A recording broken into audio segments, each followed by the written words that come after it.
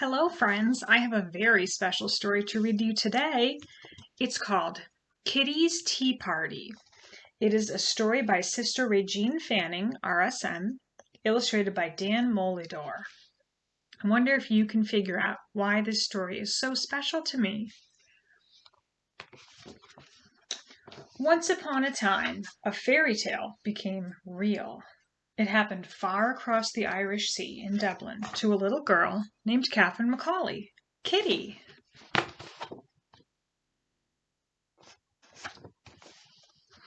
you know what a fairy tale is? It's when they have like princes or princesses or dragons. It's kind of magical. Slow down, Kitty, yelled her brother James. There's Mama. Kitty pulled on the reins. Whoa, Fiona, she called, squeezing close to her precious pony. Kitty brought Fiona to a sharp stop. James slid off the pony, darted sideways past his mama, and disappeared. Kitty jumped down, her skirt flying, her cheeks turning pink. Catherine, Mrs. McAuley began. When Mama called her Catherine, Kitty knew she was in for a lesson. Mrs. McAuley never tired of teaching her daughter how to be a lady. There she is riding the pony, and that must be her brother James. This is like cartoon pictures. Being a lady was very important to Mrs. McAuley, whom the Dublin rich people welcomed as a charming lady. Mrs. McAuley liked to have parties. She gave many tea parties for her fashionable lady friends. She taught her daughter Kitty how to pour tea. What a proud day for Mrs. McAuley when Kitty could do the honors. She knew how to pour the teapot and what to say. She smiled, and Kitty would ask her mother's guests, "Do you care for milk, sugar, or lemon?"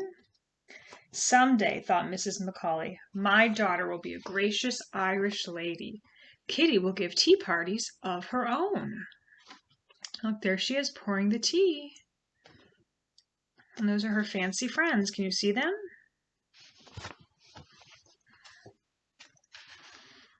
Kitty's delight was to have a tea party for her friends. Come formal, she would say. And Kitty would dress up in Mama's old party dresses and high heels. Kitty would drape the train of the dress over her arm. When she held her head high, her Mama's hat would land over one eye, and sometimes she left it that way to make her friends laugh. Her friends also came in their Mama's hats, carrying elegant old purses, and while her friends sipped tea, Kitty would put on a show, entertaining them with funny songs she made up. Look, they're having their own tea party, and they're dressing in their mom's clothes. Have you ever done that? Kitty's version of the Flower of Magarely led them to giggles and dancing. Her song went like this. "'Twas to a fair near Bainbridge town I went a blooming maiden o, with yellow hair and ringlets fair and shoes too big for little me-o." At the last line, Kitty would lift her long gown and kick her Mama's shoe high into the air. Her friends would clap and call, "Again, Kitty, do it again." That's silly. She liked to make her friends laugh. Kitty's papa taught her different kind of lessons. Papa had grand ideas about helping the poor. He found ways to warm, feed, and teach Dublin's poor children. Sundays were Kitty's favorite days. She and her papa would walk the sad streets of Dublin, searching out the poor. It was bumpy walking together, because Papa was about 6 feet tall. "You go too fast, Papa," said Kitty. So look, there she's with her dad, and they go out on Sundays, which is a day a lot of people go to church, and they try to find people that need help. See, he's got some food in his basket. As they walked along, he would tell Kitty his thoughts about the poor boys and girls. "Always remember, Kitty," Papa would say, "that their poor hearts are hungry too. Give them lots of smiles and lumps of sugar in their tea." Just being with Papa filled Kitty's heart with exciting dreams. "Someday," she said to herself, "I will have the biggest tea party ever. I will invite the poor, the sick, and the lame." Lame is an old-fashioned word, and it's what people used to call people that maybe had trouble walking or Their legs or arms were formed differently. They might have trouble getting around. It's not a word that we use a lot today. When Kitty was a little girl, the McAuley family lived in a fine big house called Stormanstown. On rainy days, Stormanstown was a great place for the three McAuley children, Kitty, James, and Mary, to play hide and seek. Mostly they enjoyed riding Fiona, their pony, and chasing down the rolling green hills around their home. Those were happy times. But happy times changed to hard. Hard times began the day her papa died. So look, there's their great big house and they're playing. Do you see where her brother and sister are hiding? But something sad happened. Her father died. It happens sometimes. Most of the time, our moms and dads don't die until we're grown up, but sometimes that can happen. Since Mrs. McAuley was not used to managing the house, the McAuleys lost their house and all of their money.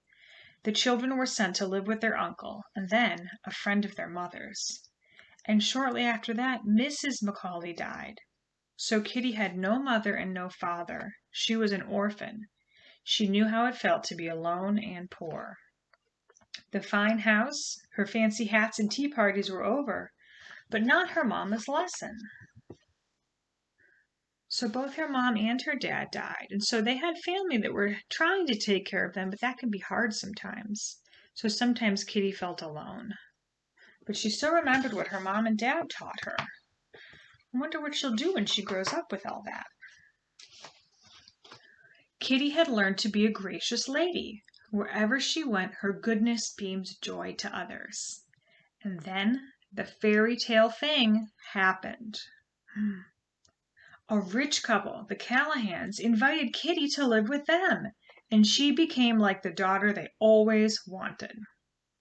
In their grand house, Kitty's life was again like a fine Irish lady. There were concerts and parties, and tea was served from the Callahans' fancy pots. So look, these are this couple called the Callahans. They didn't have any of their own children, so they asked Catherine to come live with them, or Kitty. Do they look happy to see her? Kitty enjoyed the fine times, but she never forgot the poor. She remembered Papa's lessons. At 20, she was giant steps ahead of him. Kitty had a way with the poor. She was gentle, kind, and patient, and she made poor people feel rich. Kitty would say to her friends, "There are 3 things poor people like more than money: a gentle voice, a loving heart, and patient ears for their story."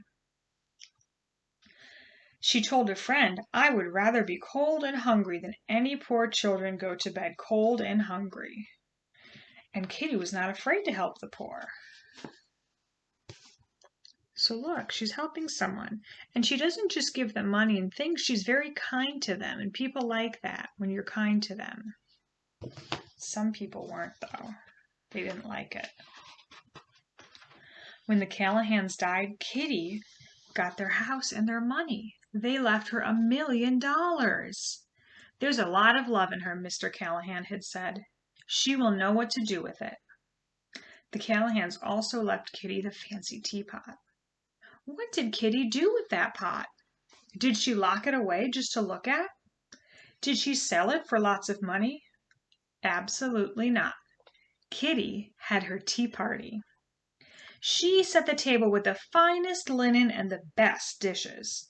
She decorated the table with flowers from her garden and tall pink candles.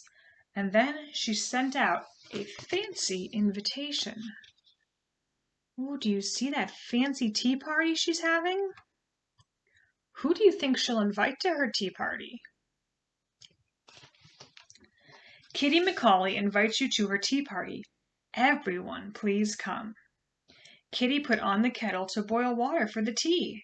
She made cake and scones with strawberry jam.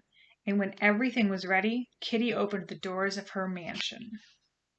Everybody came, the poor and the sick, and they came and kept coming. Her fairy tale became real. Though Kitty didn't know it at the time, hers would become the world's largest and longest tea party. Look at all those people going to her house for tea. Would you like to know more about Kitty's tea party? It says turn the page. Kitty is another name for Catherine McAuley.